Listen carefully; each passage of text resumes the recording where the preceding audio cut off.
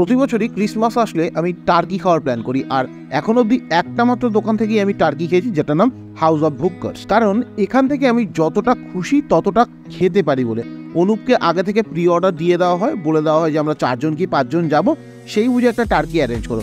ও আগে থেকে অর্ডারটা নিয়ে পুরোটা আমাদের জন্য অ্যারেঞ্জ করে। শুধু টার্কি না, টার্কির সাথে থাকে একটা গোটা প্ল্যাটার, যেখানে ডিমের পোচ, ম্যাশ পটেটো, গার্লিক ব্রেডের সাথে থাকে টার্কিটা পুরোটা। অনুপ আমাদের 5 জনের জন্য এই 4 কেজির এই টার্কিটা অ্যারেঞ্জ করেছে, যেখানে আমি পুরো প্ল্যাটারটা আপনাদের দেখাচ্ছি। গার্লিক ব্রেড, ম্যাশ পটেটো, পোচের সাথে আমার রোস্টেড টার্কি। যারা এখনো টার্কি খেয়ে দেখোনি তারা এখানে গিয়ে খেয়ে আসতে পারো। আগে থেকে ফোনে অর্ডার দিয়ে দিতে হয়, ও প্রি অর্ডার ছাড়া টার্কি বানায় না, রেগুলার মেনুতে টার্কি থাকে না। আপনাকে আগে ফোন করে বুকিং করতে হবে, তারপরেও টার্কি অ্যারেঞ্জ করবে।